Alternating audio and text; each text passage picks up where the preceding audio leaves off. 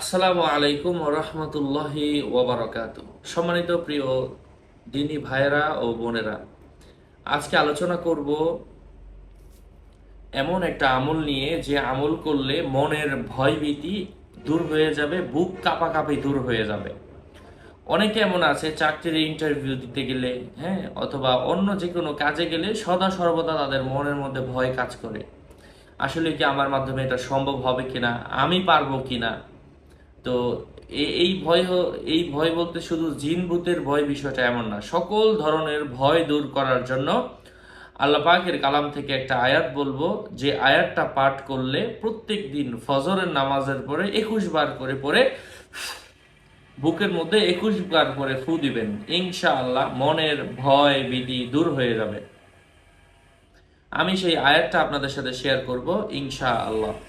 আমি আয়াতটা বলে দিচ্ছি, আউযু বিল্লাহি মিনাশ শাইতানির রাজীম, বিসমিল্লাহির রহমানির রহিম, রব্বি ইশরাহ লি সাদরি ওয়া ইয়াসসির লি আমরি ওয়াহলুল উকদাতাম মিন লিসানি ইয়াফকাহু কওলি।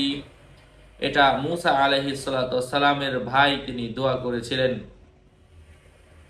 আবারও বলছি, রব্বি ইশরাহ লি সাদরি ওয়াসিরলি আমরি, অর্থ হচ্ছে আপনি আমার বক্ষকে উন্মুক্ত করে দিন, আমার সামনের কাজটাকে সহজ করে দিন। ওয়াহলুল উকদাতাম মিন লিসানি, যাদের মুখের মধ্যে জিহ্বার মধ্যে জড়তা রয়েছে, হে আল্লাহ আপনি আমার মুখের জড়তা দূর করে দিন। ইয়াফকাহু কওলি, যাতে করে তারা আমার কথা বুঝতে পারে, অর্থাৎ আল্লাহ তাআলা যখন আল্লাহ তাআলা মুসা আলাইহিস সালাতু ওয়াস সালাম ইযহাব ইলা ফিরআউনা ইন্নাহু তাগা, মুসাকে এবং তার ভাইকে যখন ফেরাউনের কাছে পাঠালেন যে তারা স্বেচ্ছাচার হয়ে আছে, তাদেরকে দ্বীনি দাওয়াত দাও, তখন তারা এই দোয়া করলো যে আল্লাহ আমি তো ভালোভাবে কথা বলতে পারি না, মনের মধ্যে ভয় কাজ করে, আমার অন্তরটাকে বড় করে দিন।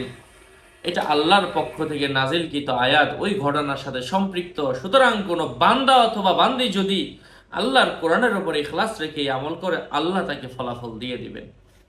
যদি এমন গুরুত্বপূর্ণ আমলের বইগুলো সহ জানতে চান, আমার সাথে যোগাযোগ করবেন 0908183699। আসসালামু আলাইকুম ওয়া রাহমাতুল্লাহি ওয়া বারাকাতুহু।